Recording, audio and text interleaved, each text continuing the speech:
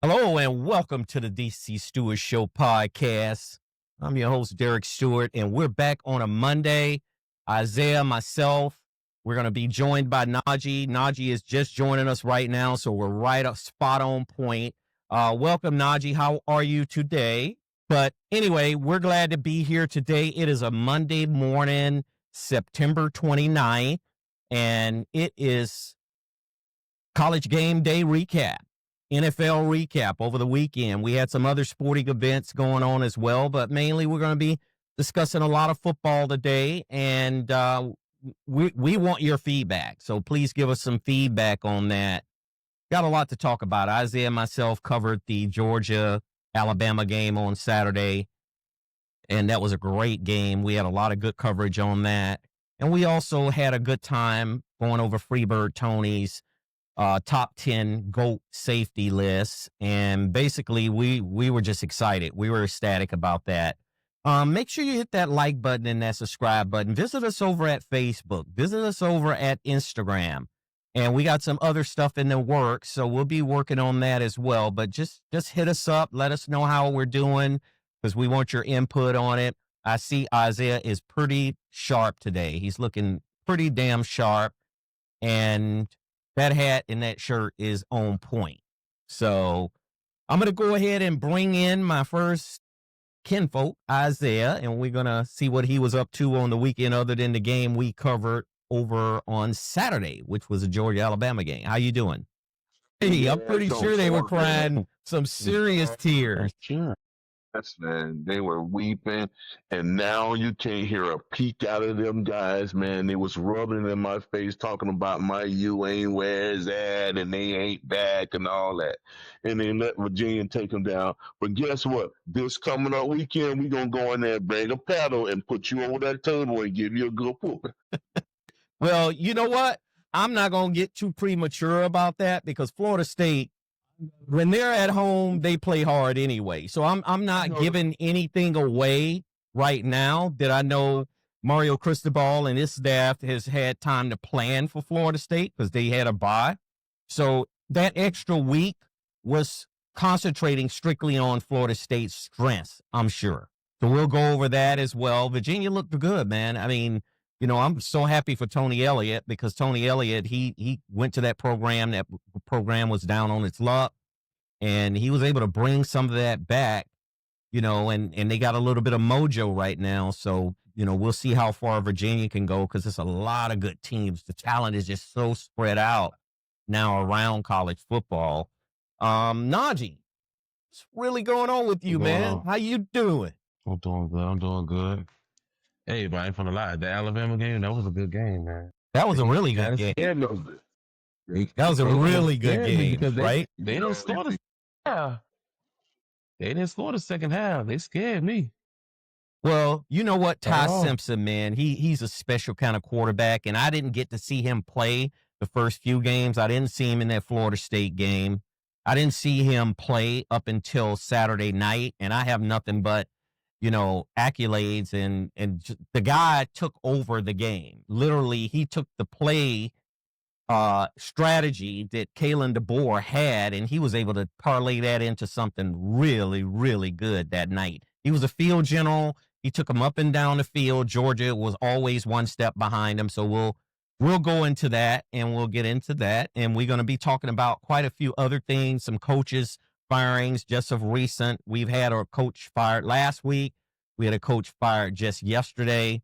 We'll be talking about that as well. We had a lot of good stuff. We'll go over the college scoreboard. We want to talk about a few other teams, and we want to talk about some NFL with the Baltimore Ravens. And you know, Najee, I got to mention the Baltimore Ravens. I told you to get ready for this because it's not looking good for Baltimore right now. And we'll talk about that. We'll get into. It's not looking good for their coach.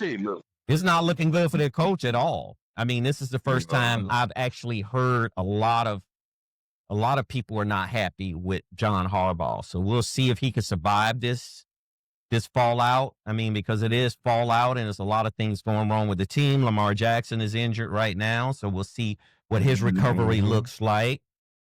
But in the meantime, my weekend went spectacular, fantastic. I cannot complain. I am so blessed. Wife and I, we spent time on Saturday. Sunday, I was a little bit busy yesterday, but other than that, I feel good. I feel like my health is good. I still got a few pounds to lose. I'm trying to cut back on my sugar intake. I do a lot of sitting now. So as opposed to 5-6 years ago when I was just up and running around burning off fat. So it's beginning to pack on to me, and I got to just figure out a way. I think I'm going to go out and run some wind sprints today over in Redondo Beach. They have a track over there in a field. So I'm going to try to get some of this off of me, at least 5 pounds, start with 5 pounds, and then we'll go from there.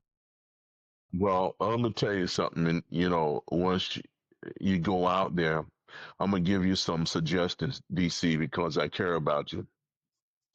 Make sure you bring a keg of ice. Hmm? Make sure you bring some liniment and some baby oil and grease yourself down. Stretch real good, and then tell the ambulance to be on standby. See, I knew where you were going with that. Najee, you see how he's taking a shot at me first and foremost on a Monday morning. It's a beautiful Monday morning, and he's taking a shot at me. He took a swipe. He took a swipe at me. But in the meantime, I'm trying to figure out why the baby oil was even included. absolutely. Why would you bring baby oil into this, man? Because you need to What's it with the baby oil? Obviously, it's telling me you like baby oil. Do you like baby oil? see Diddy doesn't. You in LA, man. He's got family there, man. He got houses in Miami, so I'm confused. Yeah, he's got houses in Miami as well, down there right around you. But they don't live here. That's his house. They don't come here. They hang out in LA. Well, I'll tell you what, I'll take that to heart. I'll take your suggestions to heart because, me and you go way back when. So I'm going to take your suggestions. With the exception of the baby oil and the ambulance, I'll take everything else to heart. How about that? Bring some icy hot then. To exit the baby oil and bring icy hot. Bring that. Okay. All right. That's a bit better.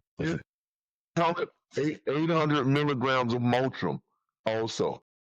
Now, that's pretty strong. That's a pretty strong amount of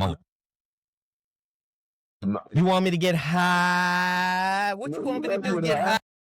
You won't feel no pain, though. Well, I guess I won't. Your whole body will be numb, and then it'll psych you out. It'll make you think you could do those extra sprints when you shouldn't. You know how when the coach tell you one more, push one more. That's right. I remember those days. Tell you, just one more, dog. I was about to fall out, and then the coach just kept running us back and forth and back and forth. And you know what? He had a big old glass of iced tea while he was doing that to us too. That's a sad state of affairs. Himself, drink. Yeah, he was taking some iced tea with a sliced lemon on it, and we were all thirsty, and he was just working it in on us, man. What can I say? Yeah. Anyway, I listened to a little bit of Ocho and Shay Shay this morning. Those brothers got a really sharp show. Our show is sharp too, so I'm not putting us behind them. We right next to them, if not in the front. But them brothers was hitting on some strong points this morning. I love listening to them, and we're gonna be right there with them. So we just want to let you know that. Let me know one thing from you guys before we get this thing kicked off. And Annie Brown is here with us today, so I want to make sure she's here to be able to step to us. Where the party at? Yeah, it was here last night. It was here Friday. It was here last week. It's gonna be in the 2026. We're gonna be rocking this thing. Is the party over with Shay Shay and Ocho, or is it here? It's Friday right here, dog. The party is right here, and we getting ready to get this thing kicked off. So let's kick down and let's talk a little bit about that Alabama game from Saturday against Georgia, Sanford Stadium. Listen, when you go into Sanford Stadium, you lose. Normally, 9 times out of 10, almost 99.9% out of the percentages, you go into Sanford Stadium and you lose. That was even when Georgia was an average team. Georgia is an above average team now. If you look at how they're constructed and how they're built and how Kirby Smart came in and he just flipped that program completely over. And one thing I can say about Kirby Smart, he's legendary. He's already legendary. He's not trying to get to become into the sense of legendship, if I can pronounce that right. He is already a legend. Usually he's well prepared for games like Alabama on Saturday night. But obviously, it looked to me, and this is my personal assertion of what I saw, that Georgia was playing 1 to 2 steps behind Alabama every freaking play. So technically, Ty Simpson came in. Alabama was able to gain the momentum, and they built such momentum where they were handling Georgia on the line of scrimmage. I have never seen, as far back as I can remember, as Georgia's defensive line getting manhandled and pushed around by Alabama's offensive line. And the sad thing about it is Kirby didn't have an answer for that. They did not have an answer for that. So, Isaiah, I'm going to start with you and ask you, what happened to Georgia's vaunted defense? They got mauled. They got brutalized. They got abused from start to finish. I seen them make a small adjustment during the third quarter, and they came down the field and they scored. And I thought it was going to be the turn of the chemistry of their team, and they was going to gel and make sure they make these moves to go up and down the field. But they did not do that. The first part of the game, Alabama just jumped right on those guys, man. They started out fast, they sustained their drives, and they played above their head, because I'm going to tell you right now, this is the first time as I watched Kirby Smart coach the Georgia Bulldogs, he looked worried. He did very good. He looked extremely concerned. Yeah, he looked concerned. Have an answer for Alabama, man, and he's seen his team getting beat down, and I seen those signature hands on those hits when it shows you a sign of fatigue, and fatigue makes cowards of them all. Them guys turned into like sweethearts.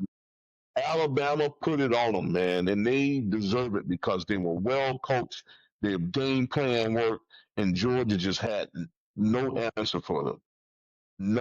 So Kalen DeBoer came in, and he's taken a lot of heat since that Florida State game. I mean, it was he was under pressure to get this game. He was under pressure to get this game and win this game handily, which I thought he did, because I thought Alabama pretty much controlled the game from start to finish. I didn't see any lag, within the exception of the second quarter and maybe some parts of the third quarter. But other than that, I saw Alabama just march up and down the field on Georgia. And that defense, the defensive backs were behind the 8 ball. They were so deep. I mean, they were backed up deep to me, which was too deep, I found to be. I don't know why Kirby would call a defense like that. Now, I'm not saying Kirby called that defense, because he does have a defensive coordinator, but he oversees a lot of what goes down with the schemes, and he coordinates with the defensive coordinator. My question is, why would you have your defensive backs that far back? Alabama exploited that. They took what Georgia gave them. Either you go over the top on them, you come up, you come up to the line of scrimmage a little bit closer. It's a risk they going over the top on you. But if you do not come up to the line of scrimmage and you too far back, they just going to take those 15 and outs all the way down the field like they did.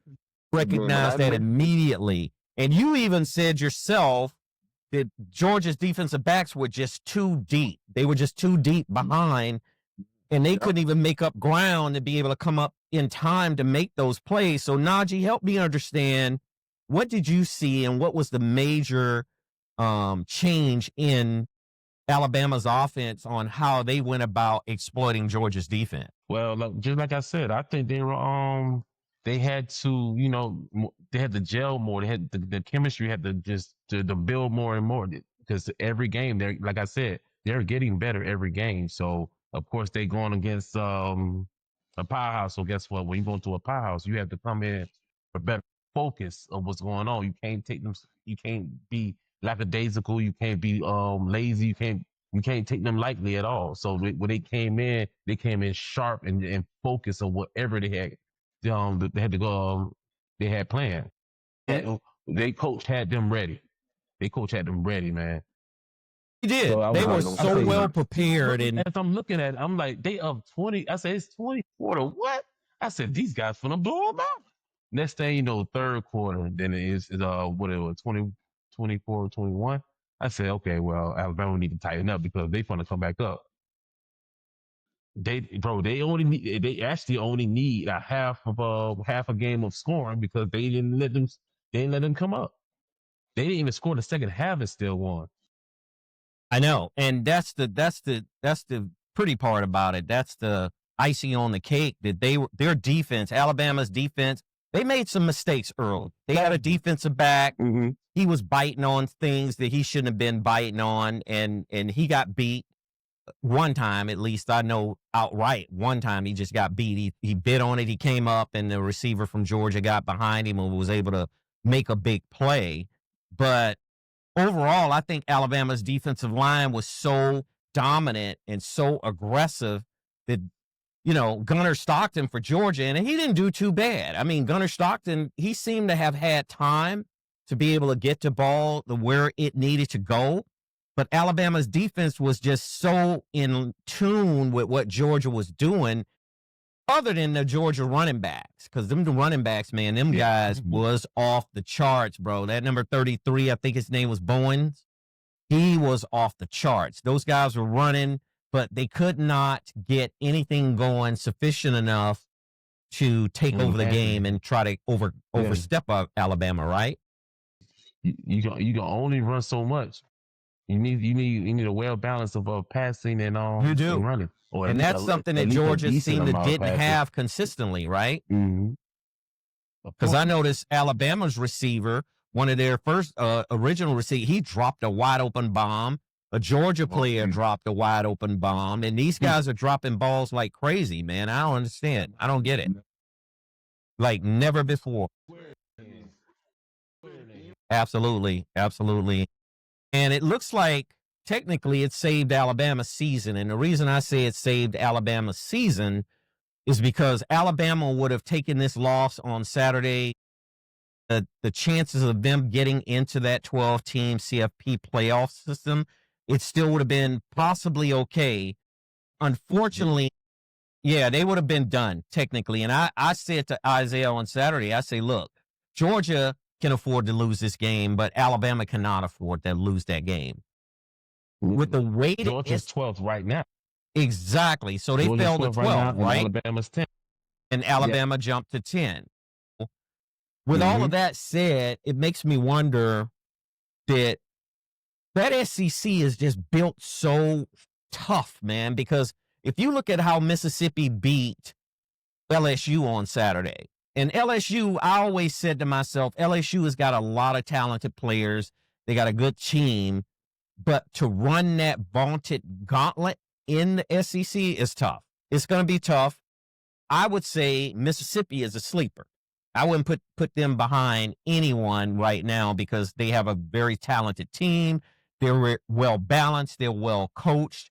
And this leads back to this. I think Kirby got out coached on Saturday, too. I hate to say this because Kirby be coaching his butt off, man. You know how much I respect Kirby Smart, but he got out coached, man. He just got out coached. It's no ifs, ands, and buts about that. That was his counterpart, DC. They coached together. They came through the ranks together, man, and he just got mauled. He just got out coached, man. And these guys know each other. They know each other's strong points, just like these teams. They know each other's strong points. Man, that battle was at the trenches, and Alabama beat them down in the trenches, and that's the way it lies, man. And they were able to move the ball up and down the field. They got the fourth or the third downs, and when they needed it, and to keep their drives going. And Georgia did not do that. They coughed up the ball several times and turned it over. So Alabama just controlled that game, the whole entire game. So they came up with a loss. Georgia just got to actually rethink what they're doing, because the way that they got beat this week, that made them vulnerable, man, because I hadn't seen them get handled like that probably in the last 4 or 5 years. I haven't, not at home. Not at home. I know they struggle. Not at home. Not at home. They just don't get pushed around like that at home at Sanford Stadium, But that just tells you the talent level around college football, that any day any given Saturday, because of college play on Saturday, any given Saturday, you can be beat at home. You could be beat on the road. You could be beat in any measure depending on the opponent's determination to beat you, right? When you say that? Yeah. No doubt about it. No doubt about it. And actually, to be honest with you heard me. I thought that Georgia was going to handle this game. I did too. You predicted it. I predicted it. I was under the impression that Georgia was going to get it handled as well. It wasn't going to be easy, but I was just under the impression that Georgia was going to figure out a way to pull it out no matter how tough it got for them. DC, and the way I came up with that to find my way of just pulling straight up for Georgia is because of the way they beat Florida State. You know, they thought that it would be like that, Yeah, absolutely. So let me read off the top. I'm going to read off the top 12 real quick, and we'll go down the list. Ohio State, they're fine. Number 1. Oregon jumped to number 2, which I find to be, they beat Penn State, and Penn State was technically the number 3 team, I believe, under Miami, especially in several different polls. Miami's sitting at 3. Ole Miss is sitting at 4. Oklahoma is sitting at 5. Texas A&M is sitting at 6. Penn State is sitting at 7. They fell to 7. They fell 4 down. Indiana, 8. Texas, 9. Alabama, 10. Texas Tech is 11. And Georgia is number 12. And LSU falls right up under Georgia. What do you think about that top 12, technically? Well, top 12 don't mean anything. That top it doesn't mean a thing something. Because every week in and week out, you got to prove that you belong, right? You got to prove that you're there. Well, you ain't getting nothing. Otherwise, you're not getting up. And that's why I say Miami has to be focused. Listen, Miami got to run this table, man. If they run the table, they're going to be in the driver's seat, man. If they just continue to win, I want them to go undefeated. And I think they can. But they don't need to lose anything because you just looked at what happened to Georgia. They out of now. They out of the top 10. True. With that one, because they just didn't look sufficient like they usually do. And it was a home game, and they didn't have no control of Alabama at all. And now look what's going on with them. Woo! And DC, remember we were talking about the thing with Notre Dame? We were talking about it. Ain't no way they're gonna be into the talk with losing 2 games, and here it is. Georgia lost 1 game, and they're not in the top 10 anymore. So I'm just telling you, man, this thing is gonna be tight. It's gonna be tight. This thing gonna be something else, man. The way this thing fluctuate, the way it dramatically fluctuated, man. You lose 1 game and you out of the top 10. Well, everything in the SEC is based on conference wins. So I still think Georgia, there's a light. It's a dimmer light now that Georgia still might have an opportunity, but it's going to be tough for them because they still going to have to play some of these teams that, and Alabama's still got to go through, they still got to keep winning as well, because if they drop another one, they're still in trouble. I mean, Alabama's technically got to win out, I would think. With how everything is looking for them, they just got to win out. 1 game, you got to win it out. You lose one, you lose 1 game, you got to run the table. Period. You lose 1 game, that's it. You can't lose anymore. But you won't even be in the conversation, or you shouldn't be in the conversation. Absolutely. So right now, like I said before, this SEC has got to take care of each other. Oklahoma is going to end up playing Texas this coming week and we'll be looking at that one on the sideline again while we cover the Miami-Florida State game, unless they have differences in start times, which I'll take a look at that because I didn't look at it outright. But this is one thing is for sure, that this coming weekend is going to be a really good weekend of college football, especially with some of the matchups that we see. Yeah, so one thing is for sure, we got some really solid stuff coming. Texas, right? DC? Yes, Florida Florida does play plays Texas this year, right? at the Swamp. Mhm. Mm-hmm. Yep. Yeah, we're gonna see what little Arch Manning gonna do this weekend. Yeah, we definitely want to keep an eye on Arch because that is the key. So let's go into this next game real quick, and I want to talk about Penn State. That loss against Oregon. Oh, shameful. Let me say it again. Penn State lost to Oregon at home in front of their home crowd and under a whiteout crowd because they did college game day on Saturday. Shameful. And guess what? I'm going to have to blame James Franklin for it. I mean, as much as I like James Franklin, he cannot get it done with the big game. And one of the things I think is somewhat of an issue with James Franklin is he doesn't recruit more athletic quarterbacks as far as I'm concerned. I mean, I'm not saying the quarterbacks he's had in the past 3 years is not athletic, but I'm just saying a quarterback that has that dynamic to him that he could take off running with the ball and the other team has to account for him. I don't think Penn State has had that over the past several years. And Drew Aller, which is their quarterback, and I was listening last week to some NFL pundits and experts talking about he was potentially going to be a top 5 pick in the NFL. Come on, give me a break. I mean, I haven't seen Drew Aller do anything to put him into a top 5 category for quarterback in the NFL upcoming draft next year. Isaah, can you explain to me how Penn State ended up dumping this game off in a double overtime with a Drew Aller interception? Man, that game right there was embarrassing, man. I mean, I watched the post conference, after the game. Press also. conference, yes. Yeah, it was shameful, man. You lose a game like that when you're supposed to buckle those guys down. You're at home. They had all the fan base there. They gave everybody little pom poms to wave around and stuff like that. And you lay an egg like that, man, and they supposed to ran Oregon out of town, man. Absolutely. Absolutely. You guys come in there and steal that game from them, and then they have all of these weak excuses of why they didn't get it done. And then they pull up a stat with James Franklin's stats of him playing these really good teams and teams that's ranked. He always falls short. He will win all the games that he's supposed to.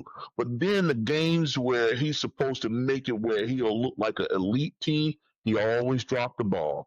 You always fail at this, man. So I just was hurt the fact that you couldn't get this game done and then continue in that spot where you were before. But now they dropped too. How many slots they dropped in that top 10?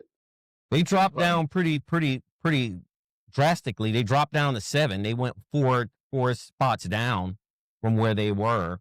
And they're 3-1 in the Big Ten.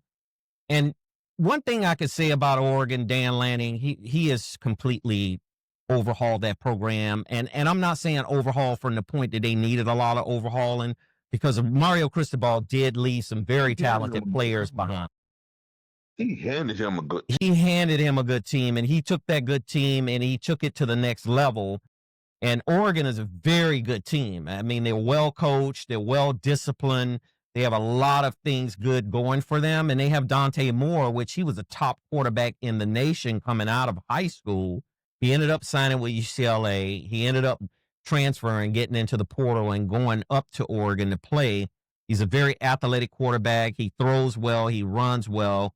Najee, what do you think was the major drawback or thing that Penn State didn't have to stop Oregon? It's like I tell you, when you don't take your opponent serious, anybody can beat you at any given time, man. See, now I didn't know Oregon was undefeated now, but guess what? I mean, it's a reason. I mean, they ain't like they lost some scrubs. Now they've in second place. You can't be disappointed. I mean, you lose to a team that's not ranked. I'll give you that. I mean, but they're a good team. You can't be bad about it. Anyway, this is Oregon. We'll give these guys a shellacking, but that's what that didn't happen, man. From I will say the last 6 or 7 years, Oregon really had a good team, man. Dayton's on Cristobal was there because he the one turned the team around and got everything clicking over there. And when he left, he just passed it on, and they just kept going what he built. It Correct. didn't even drop off. It's continued to go up.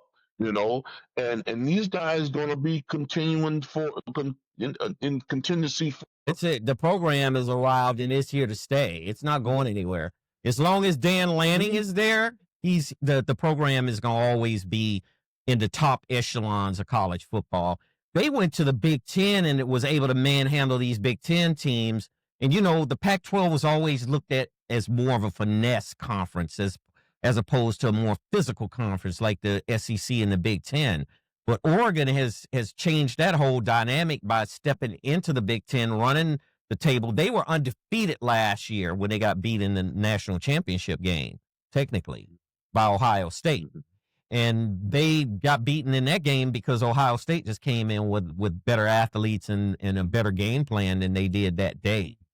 With Jeremiah Smith being the star receiver that day, which to me, like I say, Jeremiah Smith is Ryan Day at Ohio State better just make the best with him this year because I don't even know if he'll be there next year. He could easily declare and go, even though they signed his younger brother. That shows you they got some dogs over there then, because guess what? They do. If the word's out of the street that they supposed to beat our behind, and then we come over there and win in their place, that mean they got some dogs over there. They just ain't laid down because you ain't gonna disrespect me as if I'm not a ranked team at least.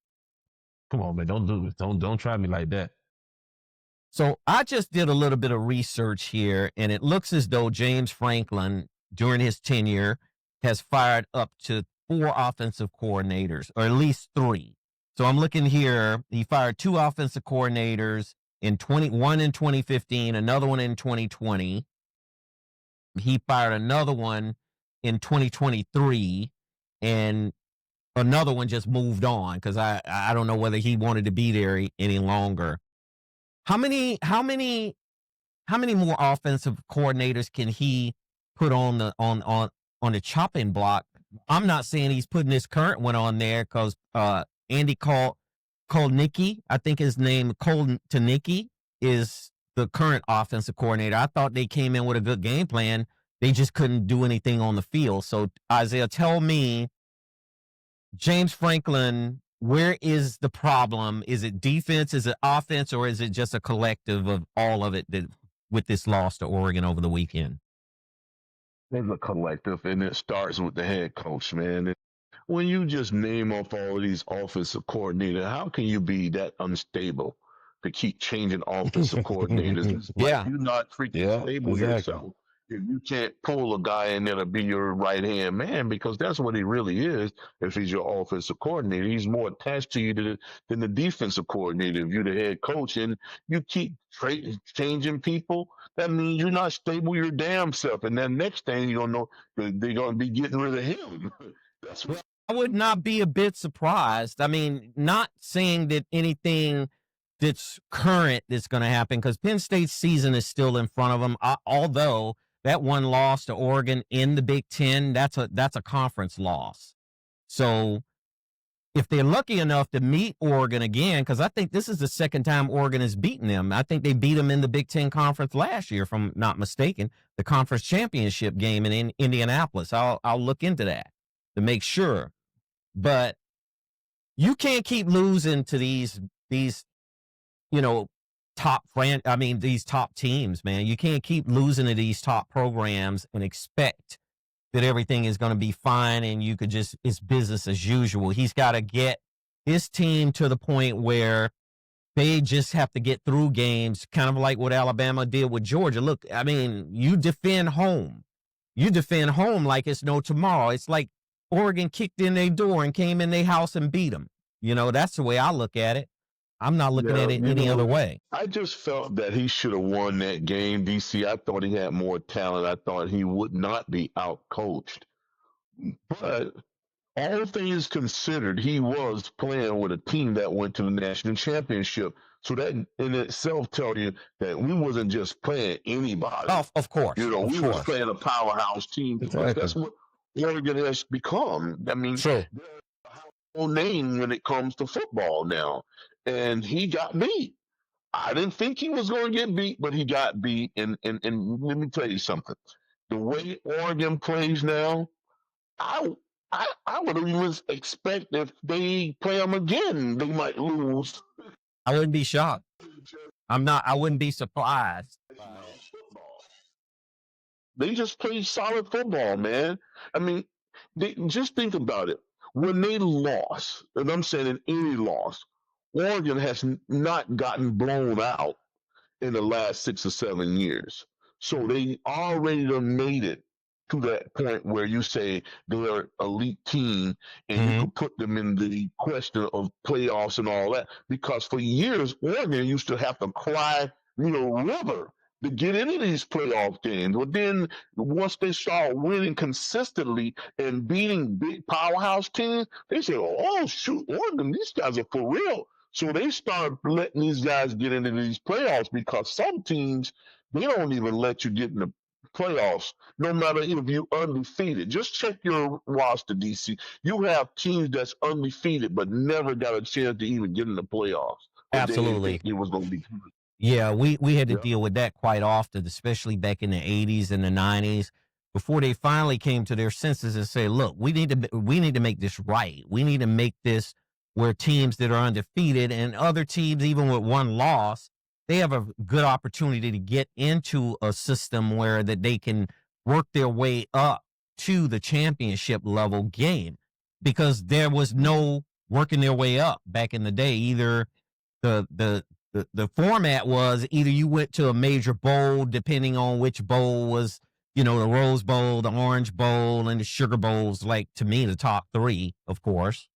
And if you went to one of them, they started designate those as the national championship games. Whichever teams ended up in those bowls, it's just, they've somewhat gotten it right to this point, but there's some more tweaking I think they need to do with this playoff system that they have. Because if they don't, I mean, it's still going to be some people talking about how they were wronged. I'm talking about more so schools on how they were wronged, No, they got it pretty much right where they need to have it now with that 12-game playoff, because before it was 6 and you still had crybabies out there. But now it's 12. If you can't make it in that 12, don't even open your mouth. Absolutely. Absolutely. You are going there and get embarrassed if you're talking about making it more broader than 12. Exactly. That's where it should be, They're selling mediocrity. Yes. Yes. Yeah. Yep. Yeah. So anyway, we'll definitely keep an eye on that. Let's talk a little bit about Colorado versus BYU. I was assuming that Coach Prime and his team had this game circled on Saturday from last year, because they did get by BYU in the Alamo Bowl. And they jumped out to a lead, in front of BYU. I'm going to start with Najee on this one. Where did they go wrong? What's going wrong with Colorado? Do they not have talented athletes that can compete with the BYUs of the world? Just like we mentioned about Deion when he had his his health scares. I don't think he got to prepare how exactly he wanted them to. Now, mind you, this is the first year without Shador and Travis Hunter. So, of course, they already had to adapt to play without them. And guess what? He didn't get to prepare them how he would want them to be prepared. And it is showing on the field, man, because the consistency is not there. But they can be dominant sometimes. You actually can see it. You can see they trying, but the thing is, they're just not ready. They're not ready to progress after Shador. They're not ready yet. So every game, guess what? They're gonna have to gel, get better, and then see what they got going on. Next year is going to look like it's going to have to be the focal point, because right now it's just building stages right now. Yeah, I tend to disagree with that to a certain degree, because, man, when you got a good coaching staff like I think he has 2 Hall of Famers on his coaching staff, and what he got Marshall Faulk on there, and he's got Warren Sapp on his coaching staff, and he's got a hell of a defensive coordinator and offensive coordinator. And just because he was out for the summertime, I would certainly give him a little bit of leeway because he was out. But when you're out, it's just like last year or the year before. Well, I don't know. I think it was last year when Harbaugh was suspended for several games. He was suspended for Right. several games. Right. The coach, the head coach, the head coach, which is the current coach right now, just took that mantle and kept it going like Harbaugh was never gone. And Yep. see, that's the thing that they got to do over in Colorado. When Deion went down, it was a health scare. It was more to the degree of his health and probably his life to a degree. But those guys supposed to step right in, man. They know what he's about. They know what Deion's about. They know his way of doing things. And all he had to do is implement his philosophy. And now, when you lose a Shador or Shallow and then Hunter, you got to have the next man step up. Man. You got to have the next man step up to the plate. I agree with that. Totally 100%. Yeah. Next man up. To throw it out of bounds. And, man, I was so mad with him. And they do some of the stupidest mistakes, man. Hell, one time twice in a row. Where they held and got a pass interference twice in a row and gave these guys first downs and they marched down the field and scored. And that's all a sign of discipline and everything else, man. If I was the prime, I would have those guys running around the whole damn city without stopping. I don't think that'll fix the problem. I don't think it'll do anything. I really don't think running them will fix it. I think some of them just have to step up. And they have to instill leadership qualities, and they have to have those qualities to say, look, I'm not going to let my team lose. I'm just not going to let them lose. You got players like that, not on every team, but I've seen players that just refuse to allow their teams to lose. I don't see that leadership, man. On defense. No player leadership at all, man.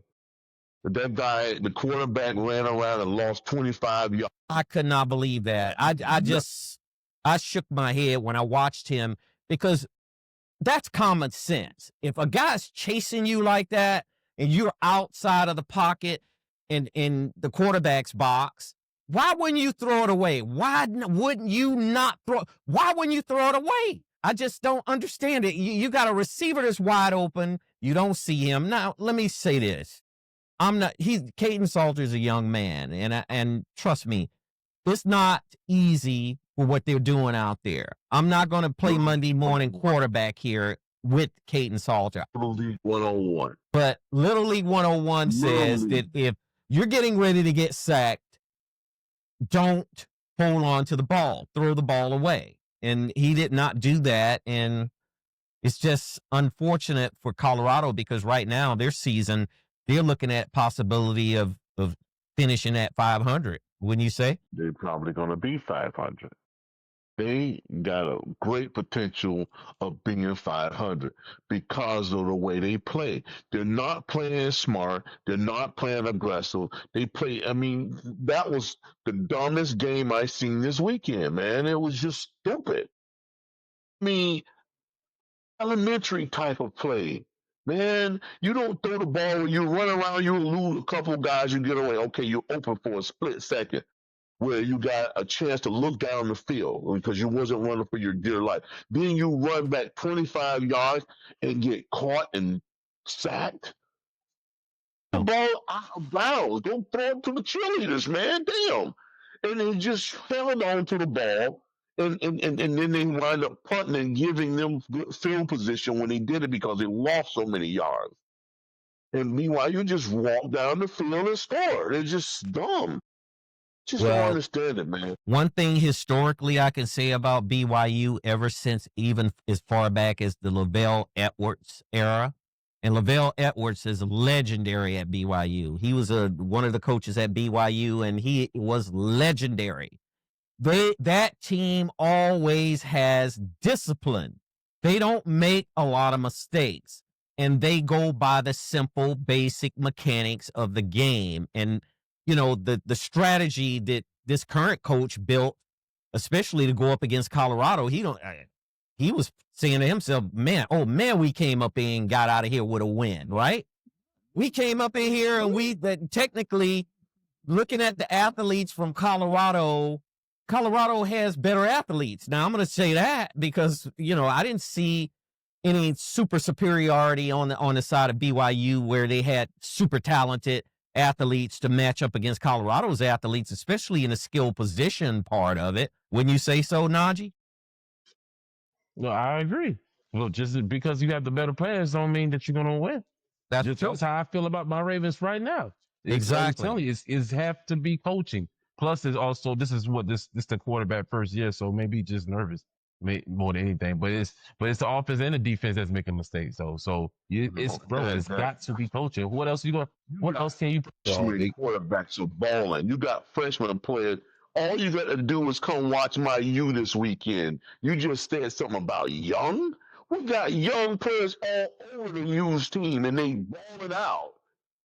They're first year too. And right. Balling out. DC, no, he's gonna watch. Oh yeah. I'm saying that's no excuse for these guys, man. When you get a young guy, just think about last year, DC, and you just mentioned it about the receiver over at Ohio State. Jeremiah Smith. He was balling out last year when he was a freshman. He was balling out. You would think this guy's a senior the way he conducted himself on that football. He's so athletic. He's so smart. Reminds me of Andre Johnson. He reminds me so much of Andre Johnson from the U. That's the reason why DC said that they better enjoy it in the moment, because he can very well go inside the draft. Oh, he's a top. He's a top 5 pick next year if he come out. I'm going to go ahead and confidently say that he's a top 5 pick. Jeremiah Smith, the receiver out of Miami, and I think he went to Chaminade Madonna, didn't he? I believe he went to Chaminade Madonna High School. Yeah, I think so. Chaminade Madonna got one of the top running backs in the country right now. I think he's committed to Texas, which I think he shouldn't do. Take his behind over to Texas. Go right down there to the U. Yeah, he lit it up when he was at Chaminade Madonna, and he's a big receiver. He's not a small guy. He's 19 years old. I'm looking at it right here. He's 6'3", 223 pounds. Man, that's a big receiver.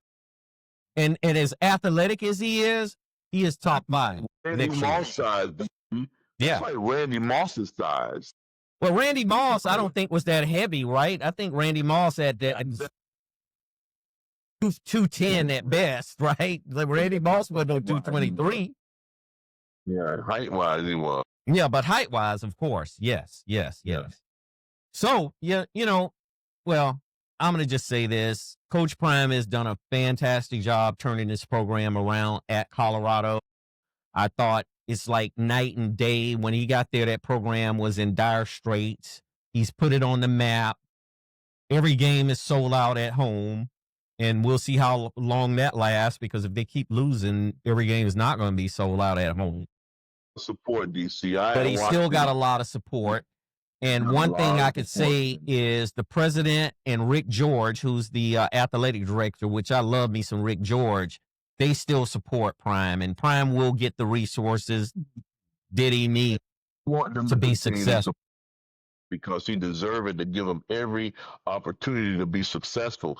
But he's got to make that resonate with these players, because the play of these players are dumb. I've watched this stuff with Warren Sapp chastise these guys to lose weight, to be more elusive, agile, and everything, right? Yes, man. And he was on their case, and he got all the guys to lose the weight that makes them more sufficient on defense. And now when they get on the field, they're not displaying that stuff, man. I want to see them display all of this hard work that they did over the summer months. And now you got Marshall Faulk over there coaching the running backs, because I didn't see them having a good running game in the last couple of years. They had halfway decent run. This year they got a pretty decent running game since Faulk has got there. I tell you that. From my perspective of looking at everything, their running game to me is solid. I mean, it's not as good good as it can be, but they've got much better from the last few years running the football.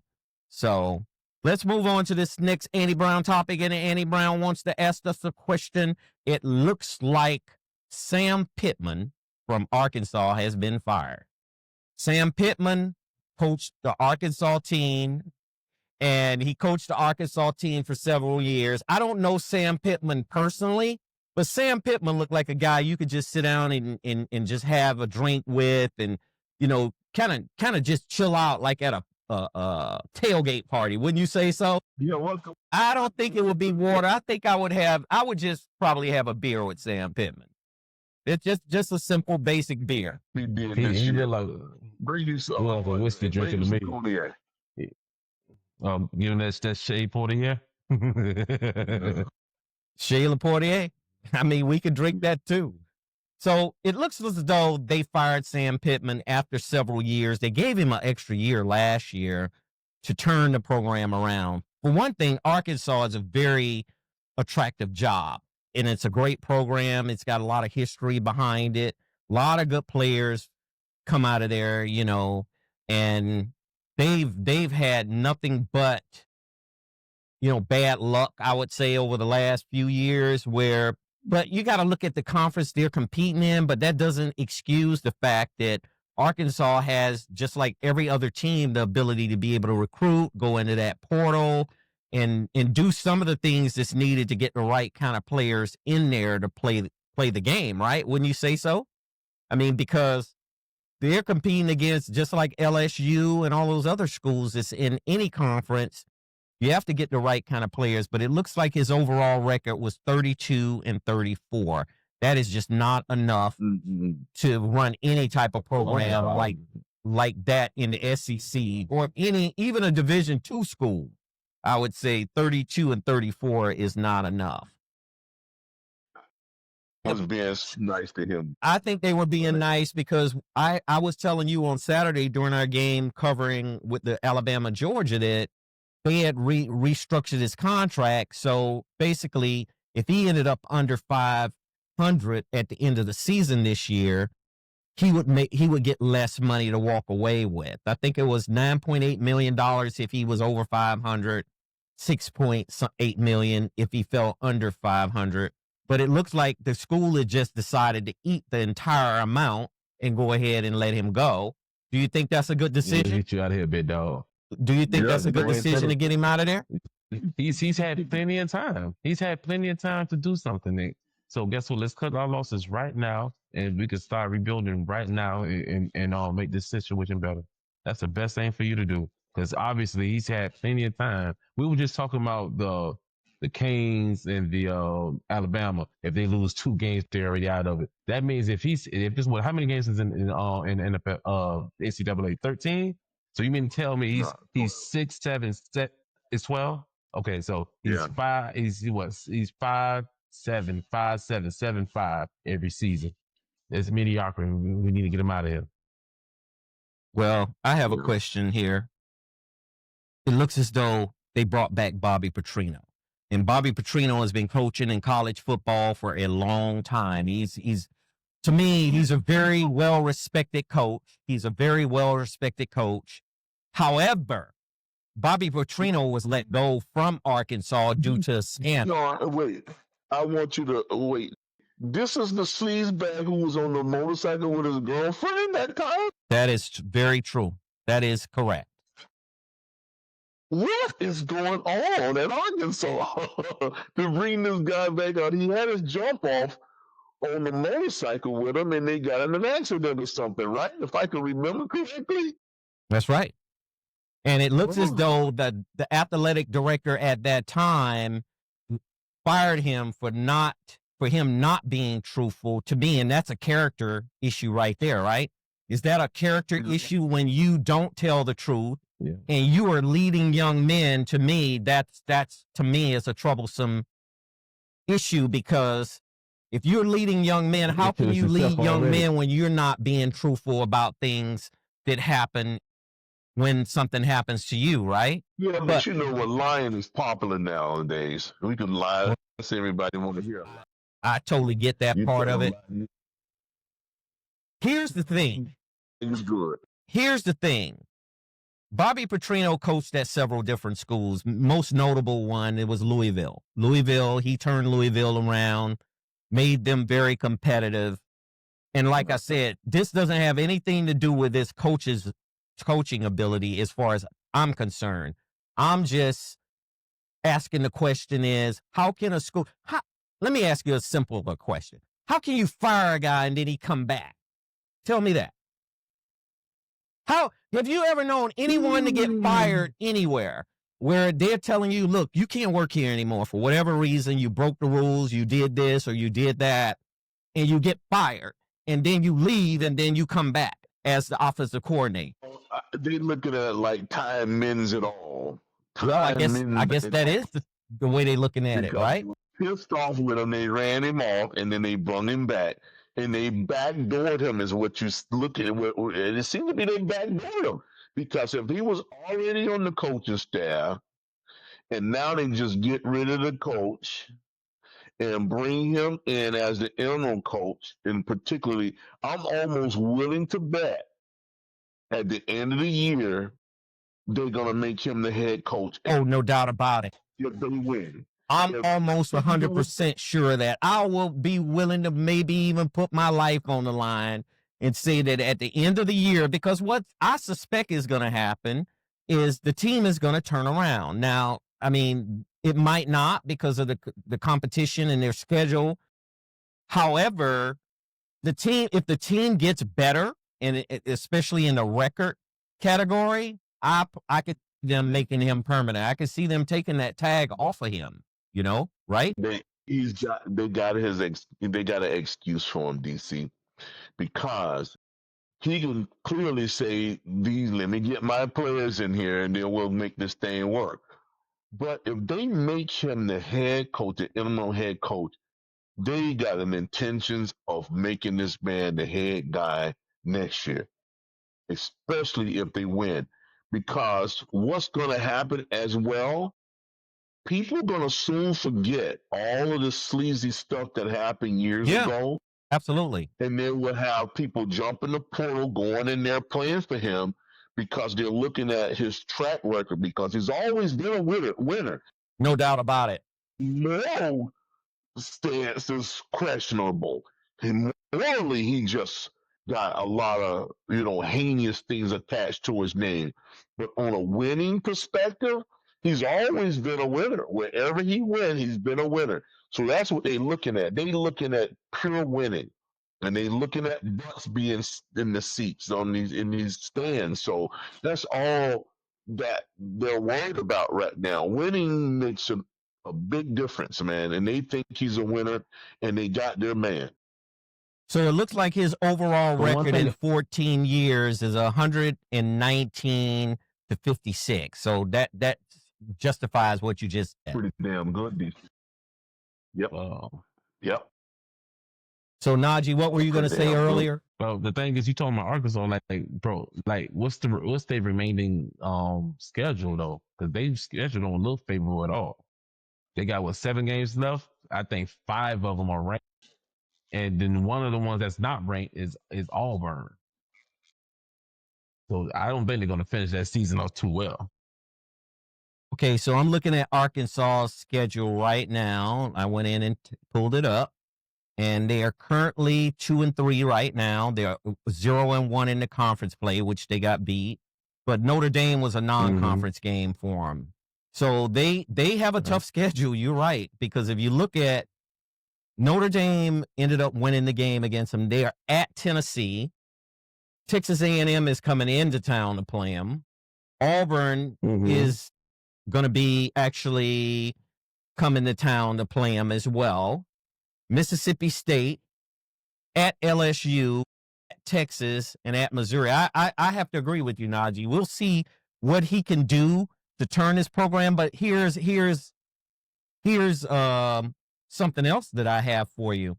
He fired 3 assistant coaches yesterday. Now, is it normal for an interim coach to come in and lay down the law and fire assistant coaches? I thought usually the athletic director coordinates and oversees all of that. Yeah, When I you would say say so. it's Yeah, not they do that. unusual, They do that. I'm not saying it's not unusual for an interim coach to come in and get rid of coaches, but he immediately came in and got rid of the defensive coordinator, the defensive line coach, and the defensive assistant.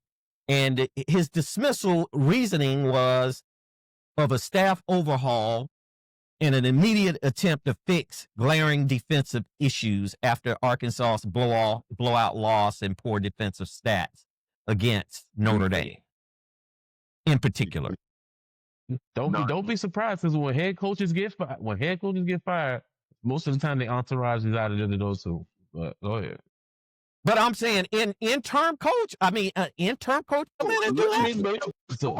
Let me make this. I will let you make it for sure. You see, don't you guys realize the power that Petrino had? He got all of them fired, damn it. He got the head coach fired, and he's got the rest of these lunatics fired. I'm not going to say he got the head coach fired, but there could have been some issues behind some of that too. I'm not going to make that assumption, but see, if you look at what's just happened, man, understand the power that this man have. He's been fired himself, okay? mm-hmm. They let time mend it all. They bring him back as the assistant head coach. The head coach gets fired, and they ease him back in there, and then other guys get clipped around the perimeters. Don't you see that? It somewhat makes sense. Well, one thing is for sure, he did throw his hat in to the NFL for 1 year for the Atlanta Falcons, and he walked away from that and went back to college. Just to give you a little bit more background about him. Back to what college? Arkansas, right? No, he actually went back to Louisville. He went to Louisville. Louisville was initially where he liked college. He loved college because that's the way he thrived. He thrived coaching kids. He don't thrive coaching adults because adults are telling him to go where he can go smell himself. Kids is where he thrives. He's the best at it when it comes to kids. Look at Nick Saban. He's the best when it comes to college kids.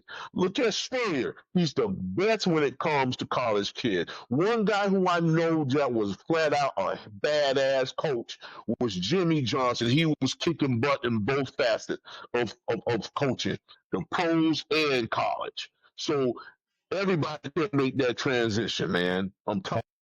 This guy, Petrino, has went back, and I think this is only me thinking this, and clipped them guys, man. Now he's going to be a head guy. You watch. You'll see.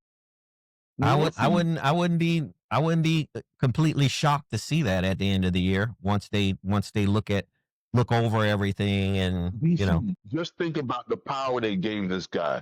If they was just willing to get rid of the head coach, you clip the head coach and you let this thing stay as is till they get their head coach in there. The interim head coach don't go in there clipping people, man. Normally, no, it's unusual, and you know what? I looked into it, and it says it's not normal or usual. It's not normal protocol, but it has been done in the past. So it's no one size fits all rules, but generally, most of the time, the athletic director and people in charge of the athletic department, they determine who becomes intern. They determine who stays and who goes. And obviously, he had the blessings of the athletic director to do this. Obviously, that's the only way I can. Because he sat down with this guy. DC, you got to understand the relationship that Bobby Petrino have with this organization. They fired him the first time because it left him no choice. It left him no choice. With the bad publicity, with the fact that he was with his jump off on a motorcycle, the accident and the lies, they left him no choice. He left him no choice but to get rid of him. And now time has mended those lies and those deceits and those betrayals. Because who's going to think about that other than people like us who cover this stuff? Nobody else will not. Exactly. They'll only look at his record of him winning. They're not going to be thinking about no fact that he was on a motorcycle and he got in an accident and all this kind of crap. They're not looking at that. They're going to look at the fact that if he can get this program back rolling again, that's all they care about, man. That's all they care about. It's the bottom line, period. That's what matters. So I have one last question for Najee. If you had a coach that was average or a coach that's at 500, he has great character, he runs a great program, he helps the players graduate, or whatever happens around the program, it's considered a clean program. Or if you had a guy that's has questionable past in terms of his character and his morality, but he could help you win, which one would you go with? I'm gonna have to go with the winning because nothing beats winning and getting money. Because guess what? When we win, they look at us better, and when they look at us better, our draft projection goes up. Our draft projection go up. We go to a team. We get paid. We make it to the league. Nobody's really checking for average teams. That's right. Looking for the top tier teams. That's true. That's a great. That's a good, honest answer. At least the honesty part. And as a college player, you're only gonna be there for a few years. I mean, when you turn to a full blown adult, you go on to the NFL and making your money. Right. You don't have to worry about that situation no more. You amaze me all the time, brother. You amaze me. To even pose a question like that. You have athletes in the past, and you know what I'm talking about. I'm not going to get too deep in it, but you had athletes that threw people down staircases. I understand. On a piece. In the football, coach vouched for him. You have people that sold crab legs or got crab legs for free, and they still was on the team. Dude, you got to think about all of this bad publicity came in these programs, and nothing happened to the head coach under their leadership. And it goes to prove what Najee's saying. All that beautiful sprinkles in the graduation of getting the glamour of the kids graduate, they don't care about that crap. Absolutely. Man. Absolutely. They care about really sitting in that seat. That's right. That's right. They do not care. He's just given these kids name, image, and likeness in the last 4 or 5 years where kids was getting pimped out for hundreds of years, man, not making a dime. And if you gave them something to take their girlfriend, $30 to go take their girlfriend on a date, the school gets sanctioned because they didn't care anything about them doggone kids, man. They didn't care. They was making millions of dollars off these children. But now they got a problem with paying them. That's bad. And what we're talking about is money. And money makes the world go round. If you can continue to put them rear ends in the seats, they don't care. Period. That's a good point. Care about those kids graduating, man. You do your job on this football field. We don't care if you leave out of here with a degree or not. As long as you was running them damn touchdowns for us. As we watching football, we not looking at each player, but like, man, I wonder if he's on the honor roll. We ain't doing that. That's all they care. You can go in there and badminton. You can go in there and sew. You can do anything you want. But as long as you on that field on Saturdays, it doesn't. All that matters. It don't matter. Absolutely. So let's get another Andy Brown topic in, and let's shift over to the NFL, and let's talk a little bit about the Baltimore Ravens and their loss to the Kansas City Chiefs. And I'm going to start with Ravens. I'm going to start with Najee because I'm not rubbing it in, Najee, but I just want to start with you because you know the Ravens better than we know the Ravens. Tell us what's happening with the Ravens. What's going on with them, man? They coach. It's something wrong. The coach, man, it's the coach, bro. You got too many weapons, offensive weapons. Of course, they got injuries too because a lot of their linemen are hurt. But that's on defense. Bro, their coaching is terrible right now. They're doing the most simple, obvious plays that you can read. You mean you got top 3 running back. You got top 2 quarterback. You have top tier receivers and you can't score. Bro, it don't make no sense. It don't make no sense because you can tell how Lamar Jackson is playing right now. he's looking down the field. Most of the time they either not open or he just ain't find anything. What's going on? I'm like, bro. I'm like, why? But every time he hikes the ball, I'm wondering why he's holding the ball so long. Then they will show down the field. What do he see? And I see that he don't see nothing. I said, bro, what's going on? He just threw his first pick of the season last night. And then he gets hurt in the third quarter because he's trying so hard. Because, bro, he's not playing bad. It's just the team is put in the scheme that they're playing is horrible. I don't know what's going on. Derrick Henry has fumbled the ball. He didn't do it last night, though. He fumbled the ball 3 times, 3 consecutive games. He's never done it in his career. And at this point, you can tell when he first started last night that it was in his head that I have laser focused that I am not turning this ball over. Because that's what everybody else in the NFL doing right now is that we already know that we can't knock him off his feet, especially individually. So what we're going to do, we chasing after this ball because obviously that he got loose fingers now. It looks terrible, bro. It looks terrible. Now you got to see what's going on with Lamar Jackson because they said he was out for a hamstring. He might have, me personally, probably tweaked it, but since they was already getting blown out, it was like, bro, don't even push the issue because we can't score. We can't stop Patrick Mahomes from scoring. The crazy thing is Patrick Mahomes didn't have a great game all season until all of a sudden now he's Super Bowl champion last night. That he just threw 4 touchdowns in the first time in 2 years. He haven't done that in 2 years. He just happened to do it against the Ravens last night. So here's the thing. It looks like Harbaugh's record is 173-106, which is a 620 winning percentage. His postseason record is 13-11. He's won 1 Super Bowl. That puts him at 542 percentage. Total career record, his regular season record was 173/106. His total record is 186-117. So that puts him at 614 percentage in terms of winning. He's been with the team for 17 seasons, technically going into, I would just say 17 because that's what it says here. He's a great coach.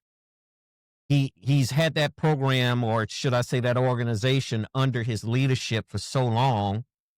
And he's had a lot of good players come in and out of there.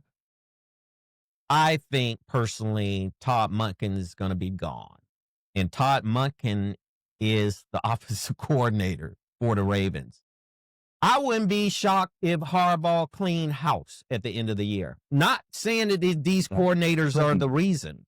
Do you think they're the reason, Isaiah? Because you seem to be really enjoying this whole moment, Isaiah. What's so enjoyable about what you are? You look pretty happy. He shouldn't be enjoying nothing for a team that don't have a W. Go ahead. Listen to me, man. I was getting ready to make some valid points with Najee. And there's several reasons why they're in that slump. First of all, these guys has been studied. Deep studied. These guys are studying them, man. They studying. Bro, don't you know how nasty and how wicked your running back is? People are sick of getting smashed in the face. They're sick of that. Being on highlight reels with this man stiff arming them, and they trying to find a way so they will be on that highlight reel, bro. So what they're doing to him now is going down, rolling him down, and punching the ball, and they game tackling him. And that's how he's losing his ball now. He's not just losing his ball because he's not holding it right. Najee, he's a runner. They're punching that ball out of his hands, man. That's one thing I'm going to tell you. The second thing, they have studied Jackson, and they're putting these lanes together where he can run this way and they can run that and force him back in where they could tackle him. That's the only way they can contain him. And then getting back to your is the coach.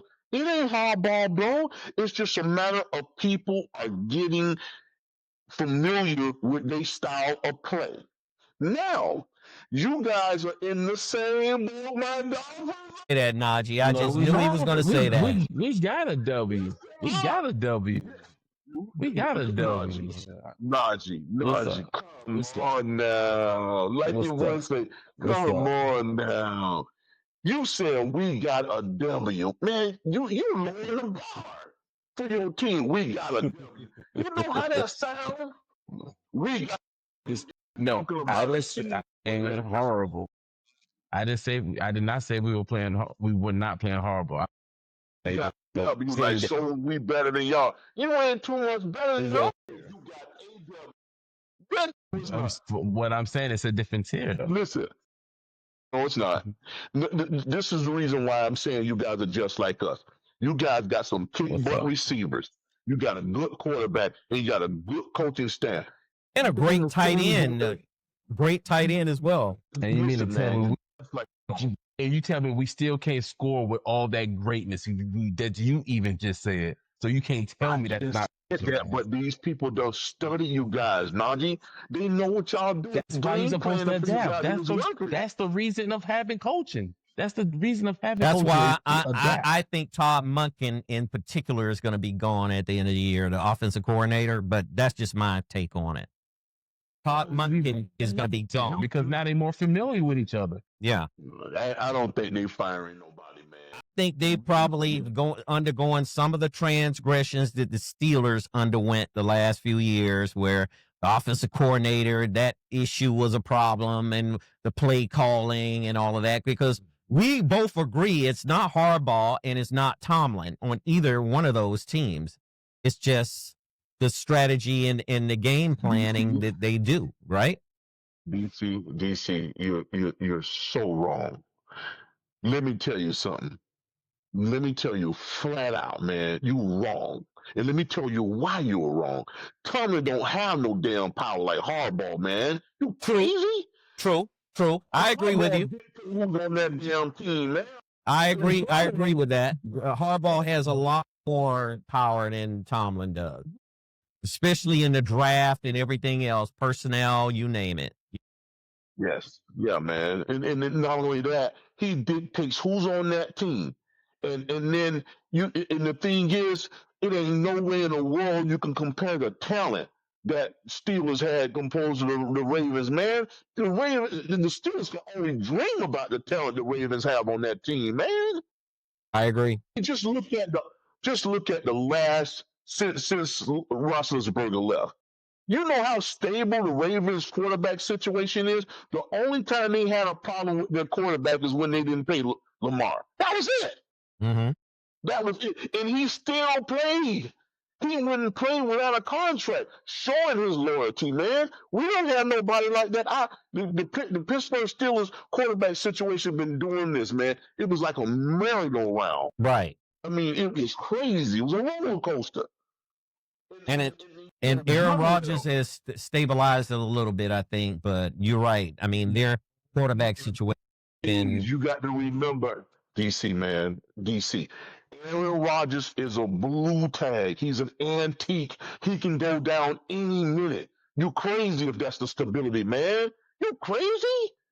This guy is 30-something years old, and how can you say the quarterback position is stable? Well, I'm saying that they have a veteran quarterback in there, and I'm just trying to tell you they have a proven veteran quarterback. That's what I'm saying. I'm not saying as far as stabilities from injury, because that goes for Lamar Jackson too. I mean, he's injured now, right? I mean, he's a stabilized quarterback as well. That's how I'm looking at it. But the crazy thing, as he said, that he said that Lamar Jackson, he was fighting for his contract, right? And guess what? He also got MVP that same season. So he didn't let that mess up his play. True. Point exactly. He did not let that affect his play. DC, where stability mean longevity, bro. Not just the fact that he's a veteran. Stability mean longevity. The Ravens have stability and longevity because he got a good quarterback, a starter, and he signed a fat long-term contract. Aaron Rodgers is signing one-year deals all over the place, man, because we don't know whether he still can play. I think he's a good quarterback still. I think he is too. That's the other thing. But he's a blue. He's old. And he did against the Vikings. Vikings have a really good defense this year. They have a really good defense. Yes. Because they have a really good defense.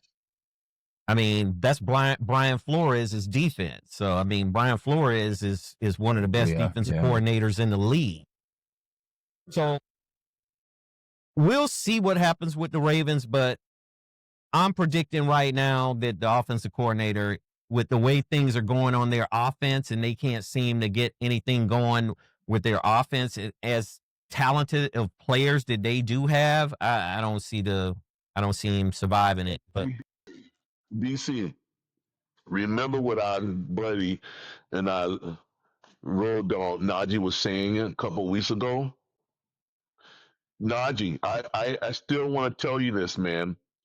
In a couple of weeks, I think it is, they will match up. You can come stay with me if you want.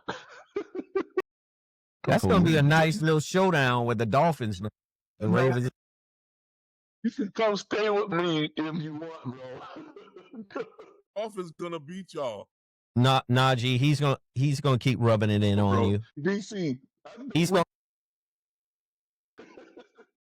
I'm trying to figure out who's gonna stop Derrick Henry on that team. Yeah. So let's move on to the next topic, and let's talk a little bit about the Green Bay Packers versus the Dallas Cowboys. Andy Brown was waiting to talk about this one. So I'm going to start with Isaah. How did they end up tying? I mean, I have an idea because I watched the second half of the game. Jerry Jones looked pretty darn worried up in that booth up there, man. He looked like he was holding his breath. And you know, the thing is that I think that Brian Schottenheimer had made up his mind, and probably given instruction by Jerry Jones, do not let Micah Parsons disrupt that backfield back there. You are not going to allow Micah Parsons to come back here to AT&T Stadium and have a record day. And that's what they did. They triple teamed him. They double teamed him. They held, because I saw several linemen just outright hold him, you know, grab his jersey, grab his shoulder pads and everything. What do you think was the biggest issue? Because I thought Green Bay really was they were disorganized with that under less than 1 minute, right? They had a chance to score a touchdown if they would have done it the right way. They almost lost that game, DC. They would have lost it. And that's Matt LaFleur. That's Matt LaFleur right there. This is his team. He is the head coach. Matt LaFleur is one of the most brilliant, young-minded, offensive-minded head coaches in the league. But boy, under that last minute or so, those guys are, man. Dallas gave them guys almost 2 minutes, man. And they went all the way down to the very last second. I thought that was so dumb, man. I ain't gonna kid you, bro. Man, they just that play calling in that last drive, it was like literally calling. And that play where they freaking thrown it in the end zone and almost lost it, and then all the seconds had actually ticked off when the ball went through the end zone. I say the game was over. Technically, yeah, right? That was dumb, man. Yeah, but getting back to Parsons, because that was your initial question, man. Parsons is a beast, dog. They put everybody on him, man. And I'm gonna tell you right now, I don't know whether you guys remember the part where Dak had scrambled and he was getting ready to make a touchdown, and Parsons grabbed him. Came out of nowhere. Two guys and grabbed his legs and stopped him. He was getting ready to score. He was gonna walk. He was getting ready to walk into the end zone. Yeah, was it? Nobody in front of him. It was nobody in he front of came him. from behind. And every time I watch a game, and this is the reason why I love football, man, when you got a heads-up guy like that. Most people like Parsons, who's strong and powerful, they love to try to put their body weight on you. And people don't realize the object of the game is stop the forward momentum and progress of a running back or a quarterback or a runner, a receiver. Right. That's all it takes. In DC, he did what was it required for him. Most people want to hit you. They want to lay a body on you. The object is just to sure screen a guy, man. That was an excellent tackle. I mean, I found it to be an excellent game-saving tackle, honestly. Game-saving time for BC, and that's what people don't realize. Sometimes I see this happen more often than not, where a receiver can catch the ball, guys want to hit him instead of just grabbing him by the ankles or anything to stop him. Mm-hmm. Next thing you know, you realize too late that the damn guy is actually faster than them and take off and then they can't catch him. Grab him by the legs, grab his feet, grab anything to get your hands on him. And that's last night. That's what Parson did. Parson just dove at him and grabbed his legs and wrapped him up and he fell down. Otherwise, Dak would have just walked in and that game would have been over. I think it's an embarrassment, a 40-40 tie. I really think it's an embarrassment for both teams, mainly Green Bay, because Green Bay was in the driver's seat to go down the field and score a touchdown. If they would have called the right plays and managed their time right, they could have carried it right to the end zone. I mean, I'm not letting Jordan Love completely off the hook either, because he made some mistakes in there that I saw that could have been handled differently as far as I see it. And it's just unfortunate that it was a 40-40 tie. And Jerry was holding his breath, and I'm pretty sure he breathed a sigh of relief because he was getting ready to get up out of there with a loss. They were getting ready to walk out of there with a loss. And now they could say, look, we tied them, right? That's better than a loss, man. Better than a loss. A tie is much better. I just really... Still not acceptable to me. Because they didn't nowhere in the world they should have let Dallas come in there and even get close to tying it. Not even to go into overtime. Yeah. They just dropped the ball on that one, man. They did. Without CeeDee Lamb. Without CeeDee Lamb. Without CeeDee Lamb. Well, one thing, and I'm glad you brought that up, Najee. That's an excellent point. George Pickens showed his rear end yesterday, boy. George Pickens showed his rear end. That brother stepped to the plate, and that brother put the whole league on notice that I'm one of the best receivers in the NFL. I'm telling you, George Pickens he's a stud, man. I mean, honestly, I remember you told me that. Been critical of George Pickens over the last few years, but I cannot be critical of him now because he's on him, man. Yeah.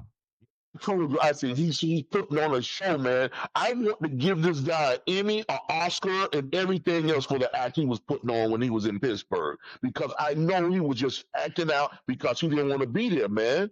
Mm-hmm. So sometimes a change of scenery can make a difference, right? Always. It always, man. It always. Just last night.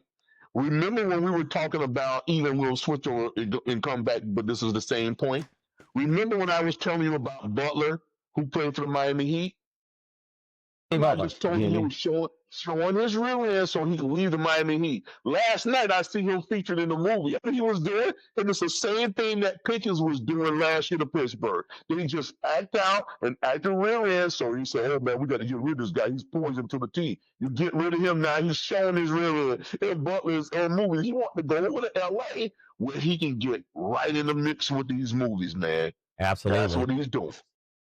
And Pickens did the same thing. He go in there, act a fool, and he's a poison and a cancer to the team. You get rid of him, and then he's going to show you just how good he is. Absolutely. Pickens was showing his rear end last night. Well, one thing is for sure, and we'll get back to this Kansas City versus Baltimore game. Kansas City saved their season yesterday. I think from a playoff perspective, of them having an opportunity to get back to the playoffs and maybe run the table if they get hot.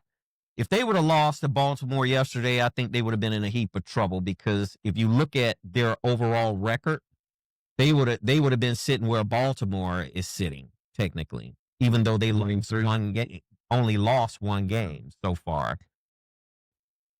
One thing is for sure, the NFL is going to continue to move forward. I was a little bit shocked when the Giants were able to pull it off against the Chargers yesterday. I didn't think the Chargers was going to go to New York and lay an egg, but it looks like the Los Angeles Rams ended up beating Indianapolis, so Indianapolis is no longer undefeated as well. And several other teams, Carolina got blown out by New England, Detroit.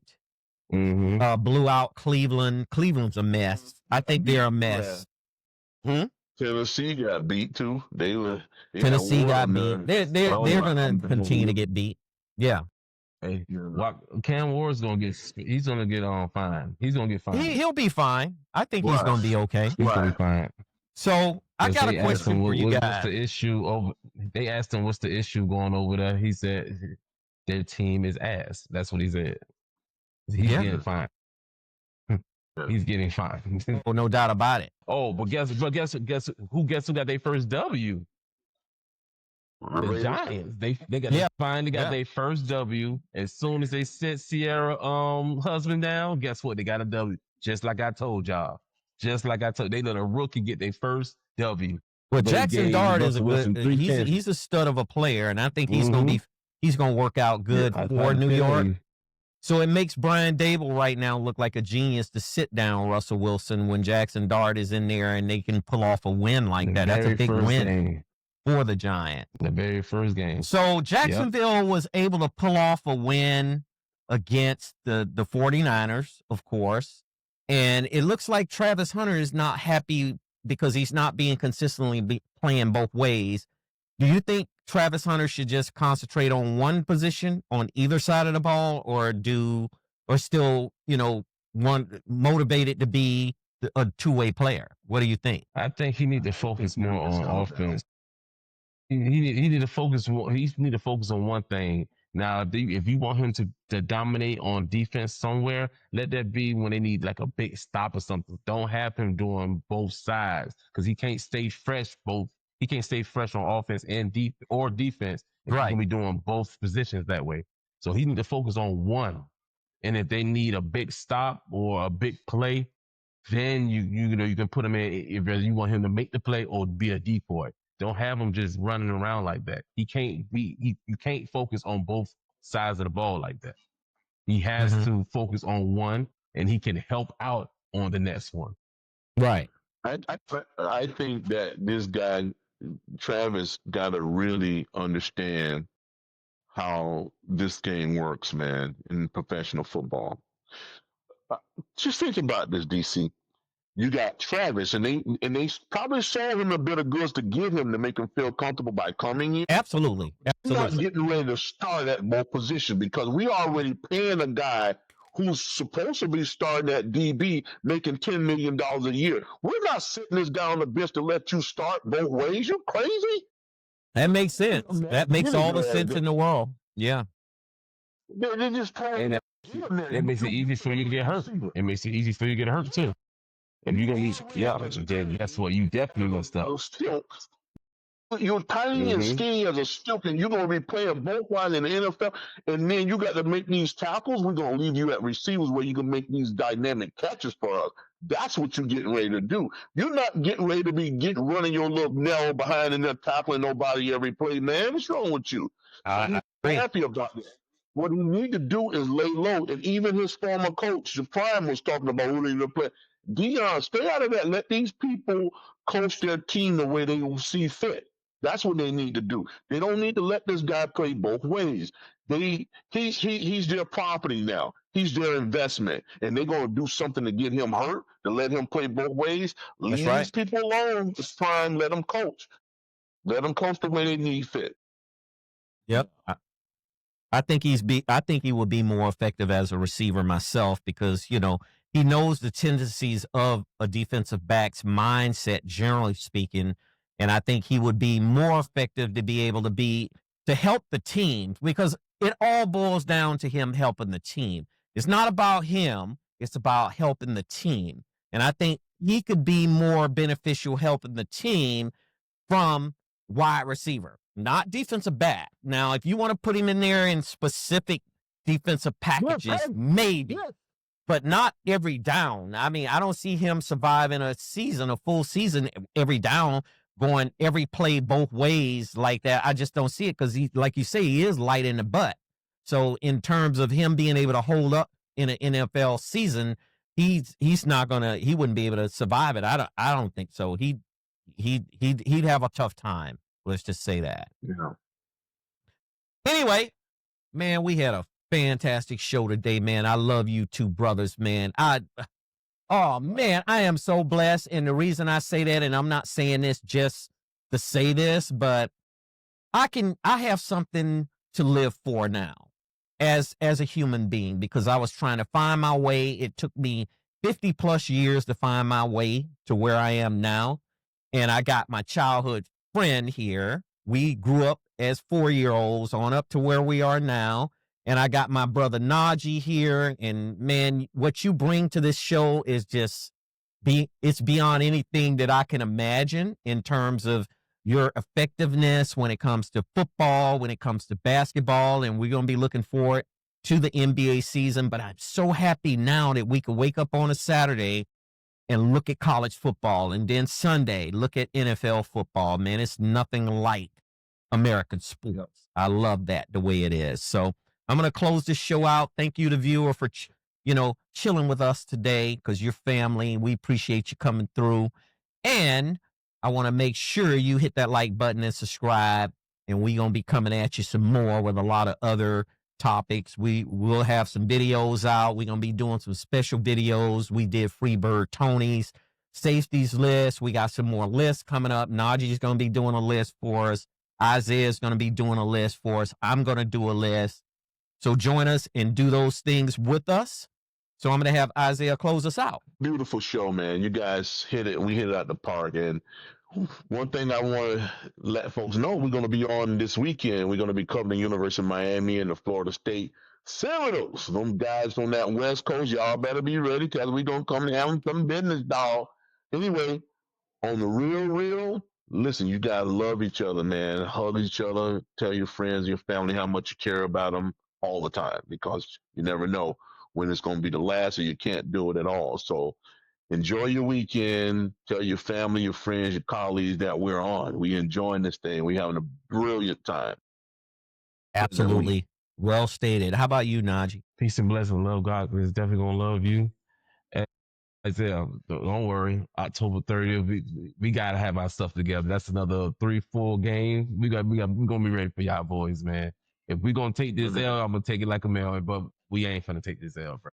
We got the worst part of the season out the way, so we're going to take care of y'all. Okay? Well, let me just say this, Najee. I'm going to make a suggestion to all the Dolphins defenders, including Minkah Fitzpatrick and all those guys on that defense. Tackle the ball with Derrick Henry. Tackle the ball. Don't tackle Derrick Henry. When you see that ball in his arm, you go tackle that ball, and that ball might come out. Absolutely. Talk to him and tell him that he's fumble prone now. You can tackle the ball, because you can't do two things at once. You can't run and you can't steamroll over people when you got to worry about somebody tackling the ball and getting it out of your hands. So I'm going to leave it at that. I once again will say thank you. Thank you for joining us, and take care of yourself before you take care of anybody else. And I got a question for Isaiah. What we going to eat on Saturday, man? What's on the agenda for our food? We're going to do some ribs. I told you before, slice the ribs down to the bone and take them off where you don't have to worry about messing up your hands, man. Get you some ribs. We're going to have some sweet potato fries. We're going to have some coleslaw. We're going to have some garlic bread, and we're going to wash it down with a Well, where the collard greens, man? I want some collard greens. Where my collard greens at? You know, greens? I'm going to eat me some canned collard greens, because you always mess with me. This man be eating canned greens. Get you down there. I'm not an expert like you and your... Clean them greens, man, and quit eating the things out the can that's 100 years old, man. Well, they're pretty fresh as far as I could see it. Or fresh, man. I think so. Fresh, I guarantee. The only way you not think out of the can if it ever be I'm from the South, but you know what? I'm not cooking no Bob. Hey, Najee, listen to me. If he get them in the can, he don't have no fat back from the bacon grease, and he don't have no freaking turkey and no meat. So that goes to show no neck bone, nothing. No nothing. Man, don't mention neck bones. I haven't had any neck bones for the last 20 years. I'm headed over to Woody's Barbecue. Woody's is one of the best barbecue restaurants in the city of LA. So if you've heard of Woody's before, those hot links and that brisket and that barbecue, I'm going to have me a spread of Woody's, but I'm still worried about getting barbecue on my computer, you know. You're not. Because with a fork, you slice the bone, take the meat out of the bone. My computer keyboard, I might have to start eating it with a fork, right? So Najee will be with us on Saturday, correct? All right, we'll be doing it 3 on Saturday for this upcoming game. And we'll go off, at halftime, we'll go check in on the Texas game as well with Florida, because we definitely want to cover that. And we may have TJ come back with us as well to kind of chime in on that game as well. So anyway, take it easy. Take care of yourself. Take care of your mental health first. Take care of your physical health. Eat right, sleep right, and we'll do it again later. Peace, love, and prosperity. Take it easy.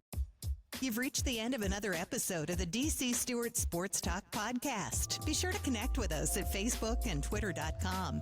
Your voice is important, so head over to iTunes to subscribe, rate, and leave us a review. Catch our next episode.